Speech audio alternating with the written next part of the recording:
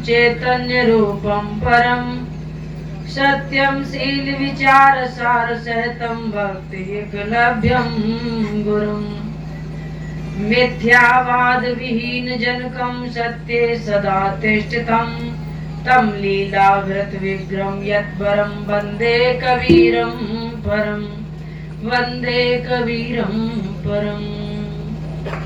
गुरुर्देवो गुरुर्धर्मो गुरुर्निष्ठा परम तपा गुरु परतरम नास्ति नास्ति तत्त्वं गुरु परम। अहम शुद्ध चैतन्य ज्ञानम स्वरूपम अजरम अमरम अखंडम अनूपम नवाशीष अपना तुझे करूं बंदगी धीर पारक में रमते रहे श्यामल शक्ति कबीर। बोलिए श्री सद्गुरुदेव की। परम पूज्य संत शिरोमण संपूर्ण मानव जात को सत्य पथ पर चलाने वाले सद्गुरु कबीर साहब जी, उसी ज्ञान धारा की ज्योति सबके हृदय में जलाने वाले हमारे हृदय सम्राट सद्गुरु श्यामल साहब जी, मुद मंगलमय संत समाज का सुधार करने वाले, अपना पूरा जीवन लगाने वाले ग्राम भटपुरा से आए हुए आचार्य इंद्रदेव जी, सभी भक्त साधक, ममतामयी माताएं बहनें एवं छोटे बच्चे, आज इस रूहानी सत्संग को सुनने के लिए आप सब लोग बैठे हुए हो। यहाँ बैठकर सत्संग के वाक्य सुनते सुनते एक बार अपने आप से ये प्रश्न जरूर कर लेना कि मेरे जीवन की यात्रा जो चल रही है, घर गृहस्थी परिवार, इस यात्रा में हम कहाँ जा रहे हैं? हमारी यात्रा किधर जा रही है? मेरा मुकाम, मेरी मंजिल किधर है? हम मंजिल की तरफ जा रहे हैं या नहीं जा रहे हैं? ये सवाल अपने आप से हर व्यक्ति को एकांत में बैठ के करना चाहिए। एक बार अमेरिका के वैज्ञानिक एडिसन ट्रेन में यात्रा कर रहे थे। यात्रा के दौरान सीट पर बड़े बेसुध अवस्था में लेटे थे। तब तक टीसी आ गया। चेक करते हुए सबको पूछता हुआ कि टिकट निकालिए, टिकट निकालिए। सब लोग अपनी जेब में हाथ डाले, टिकट निकाल के टीटी को दिखा दे। जब उनका नंबर आया तो उसका तो सबसे ही कहना था, उनसे भी कहा कि सर अपना टिकट निकालिए। वो चारों तरफ अपनी जेब में हाथ डाले, बैग को देखा, बिस्तर को देखा, सब तरफ ढूंढने लगे कि टिकट कहाँ है। टीटी उन्हें पहचानता था। टीटी ने कहा, सर आपको हम जानते हैं, आप इतने बड़े साइंटिस्ट हैं, आप प्रोफेसर थे, हम आपके स्टूडेंट रहे और मुझे पता है आप बगैर टिकट की यात्रा नहीं कर सकते हो। छोड़िए, जाने दीजिए, टिकट तो होगी ही आप पर। हम आपके विद्यार्थी रहे, आप हमारे सर रहे, हम आपका इतना सम्मान करते हैं। वैज्ञानिक एडिसन कह रहे हैं कि अच्छा तू हमारा शिष्य रहा, विद्यार्थी रहा, तो चल ढूंढने में तू भी मदद कर। देख हमारा बैग खोल के देख, ये देख, वो देख। टीटी ने कहा, मैंने मान लिया कि होगी आप पर टिकट। एडिसन बोल रहे हैं कि टिकट बाहर में जाए, हम टिकट नहीं देख रहे। या तू मुझे पकड़ेगा, बंद करेगा, या तूने मान लिया नहीं मान लिया, मुझे इन बातों से कोई लेना देना नहीं। तो सर आप क्या खोज रहे हो? कि हम ये खोज रहे हैं कि मुझे भूलने की बीमारी है। यदि टिकट नहीं मिली तो हम ये भूल जाएंगे और भूल गए कि मुझे जाना कहाँ है। इसलिए हम टिकट ढूंढ रहे हैं और तू भी मेरी मदद कर। और यदि टिकट नहीं मिली तो पता नहीं ये ट्रेन कहाँ ले जाएगी, कहाँ मुझे उतरना होगा और कहाँ जाएगी मेरी यात्रा। ये टीटी भी ढूंढने लगा, आसपास जो बैठे लोग थे वो भी ढूंढने लगे कि बुजुर्ग हैं और वैज्ञानिक रहे, और इनकी टिकट नहीं मिली, ये भूल चुके हैं कि इन्हें जाना कहाँ है। वो तो एक दृष्टांत है।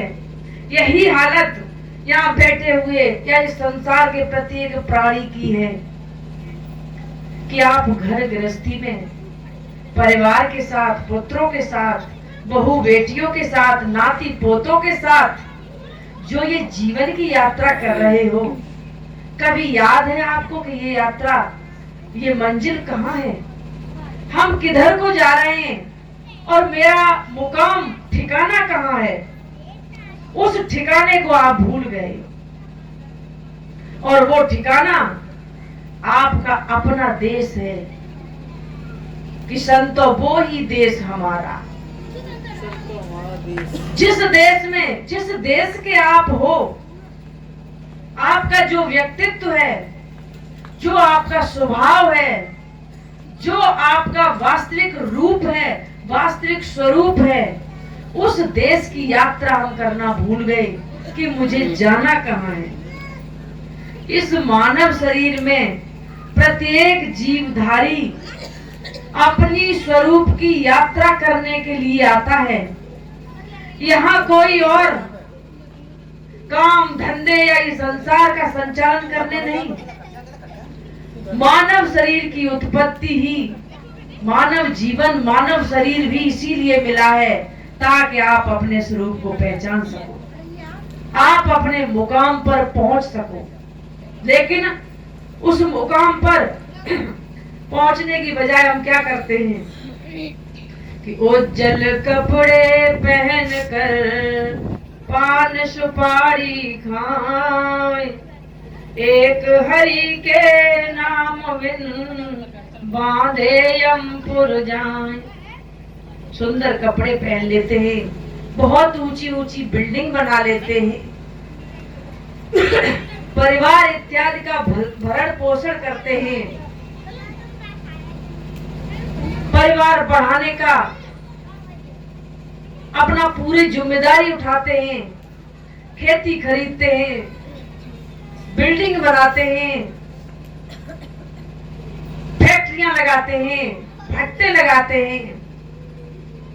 इस शरीर को बार बार और पूरे दिन संभालते हैं, सजाते हैं।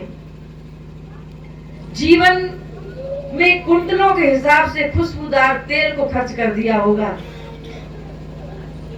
पता नहीं किस किस तरह से इस शरीर की सजावट करते हैं। लेकिन कहा गया है कि जैसे सब्जी में नमक नहीं है तो वो सब्जी बेकार लगती है, कि एक हरि के नाम में जो आपकी अंतर आत्मा है, जो अंतर आत्मा में परमात्मा, उसी को कहते हैं, उसके नाम को जाने बगैर बांधे यमपुर जाए।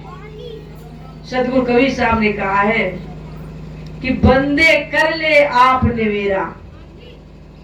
हे बंदे, तू अपना निवेरा कर ले और तुझे खुद ही अपना निर्वेरा करना है। आप जियत लख आप ठौर कर, मुए कहां घर तेरा।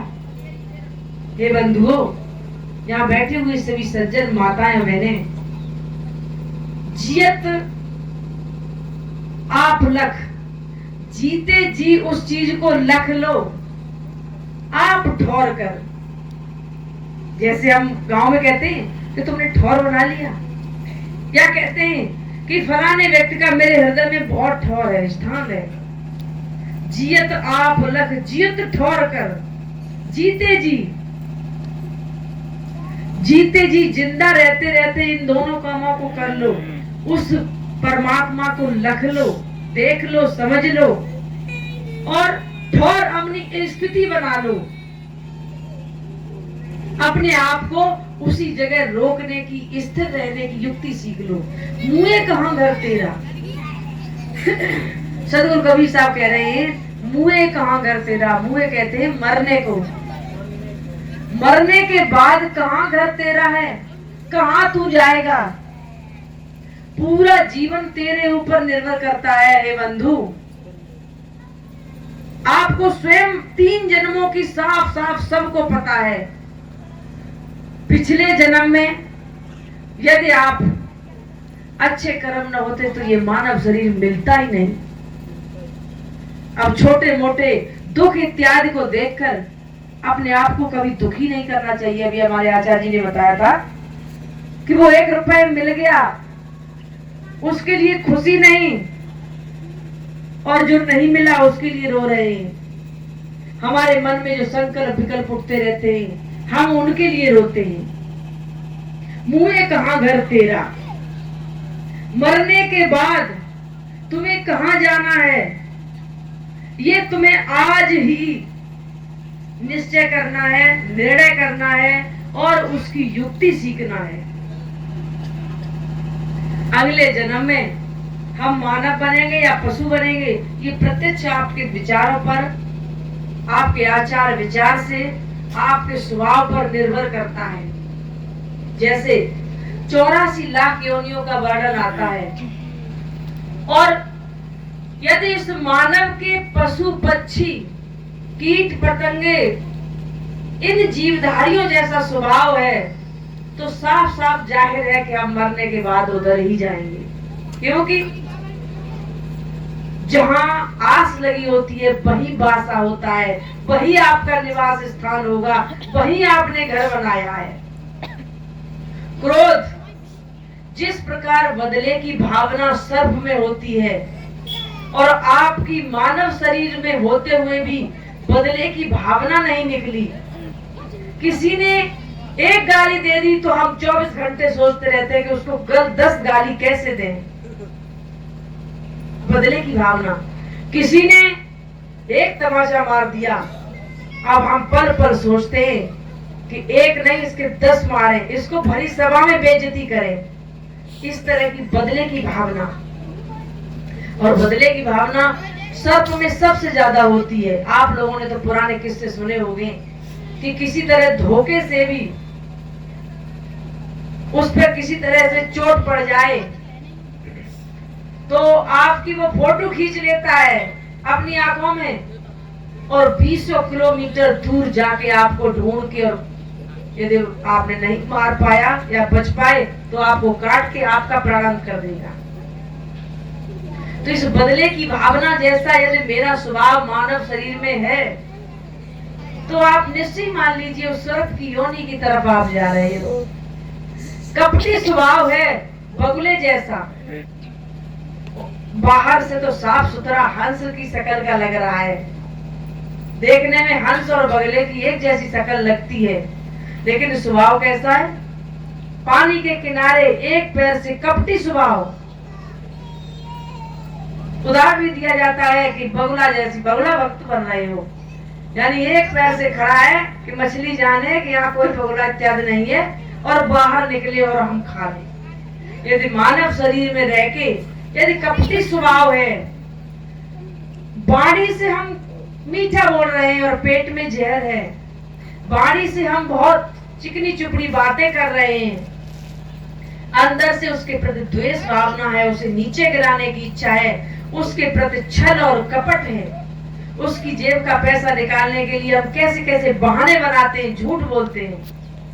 अब छल कपट का स्वभाव रहेगा तो आपको कौन रोक लेगा बगुला बनने से? कौन रोक लेगा लोमड़ी इत्यादि जीव हिंसक जीवधारी बनने से? सांप है जियत ठौर कर, जियत लख जियत ठौर कर, मुँहे कहाँ घर तेरा।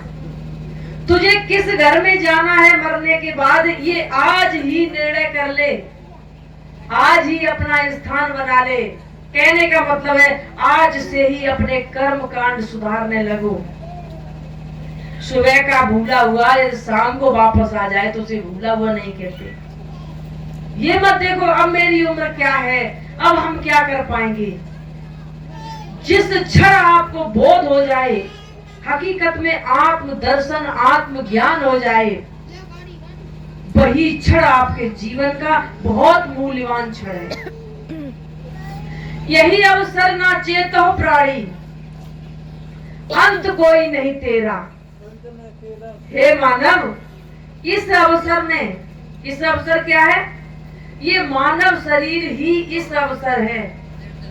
ये मानव शरीर में आने के बाद भी तू चेत नहीं पाया, अंत कोई नहीं तेरा।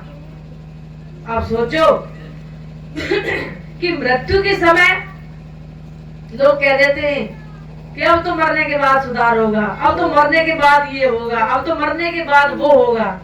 ऐसा नहीं, ये अवसर नहीं चेतो प्राणी, अंत कोई नहीं तेरा। इस अवसर पर नहीं चेत पाए। इस अवसर को हमने कैसे किसमें लगा दिया? नारी, बेटा, नाती, पोता। सतगुरु कबीर साहब कह रहे हैं कि सुत नारी बंधु बांधवो जान और गुरु दर्शन को जब चले, ये अटकावे यहाँ। इनका अटका ना रहे और गुरु दर्शन को जाए। कहे कबीर सो जन का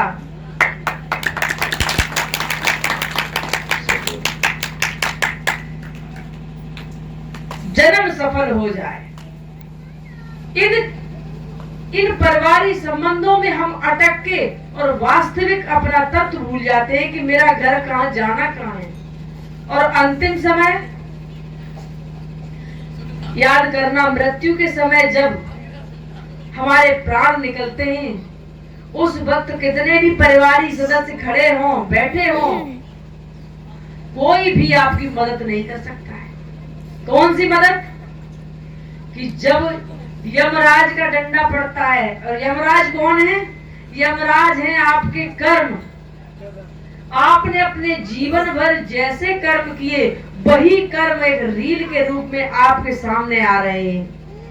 आपने अपने जीवन में किसी को चोट पहुंचाई, किसी के साथ छल किया, किसी की हत्या की, किसी को मारा, किसी को दंड दिया, तो वही कर्म यमराज के रूप में अंतिम समय आपको मारने आ रहे हैं। अब नाती, पोता, पत्नी, भाई, बंधु सब आसपास चारपाई घेरे खड़े हैं, लेकिन फिर भी मार पड़ रही है। मेरे तो आंखों देखा हाल है कि बेटा ये जला दिया, ये कमर में भाला घुसेड़ दिया, ये पैर जला दिया। कि कहाँ? कह रहे हैं कि कोई दिखाई नहीं दे रहा है। वो कह रहा है कि तुम्हें दिखाई नहीं दे रहा, मुझे दे रहा है, बचा लो मुझे। पत्नी, पुत्र, बेटे, नाती सब घेरे खड़े हैं, और फिर भी वो कह रहे कि मुझे जलाने का दर्द हो रहा है, मेरे भाला लग रहा है, मुझे चोट लग रही है, मैंने अपनी आंखों से देखा है। अब उस वक्त और सारे परिवारिक सदस्य खड़े हैं। उस वक्त कहा गया है कि जिसने सतगुरु नाम की टिकट ले जग भाई। यमराज की मार बचाना चाहते हो, अपने कर्मों को सुधारना चाहते हो, तो संतों की शरण ले लो। ये अवसर नहीं चेत हो प्राणी। हे प्राणियों, हे बंधुओं, यदि इस अवसर पर नहीं चेत पाए, इस मानव शरीर में नहीं चेत पाए, क्योंकि किसी जानवर को आज दिन तक नहीं कहा गया है कि वो भजन कर सकता है, वो शुभ कर्म कर सकता है, वो सत्संग सुन या सुना सकता है, वो कोई दान पुण्य या सेवा कर सकता है। वो तो अपने कर्म फल को भोग रहा है आपके वशीभूत होकर।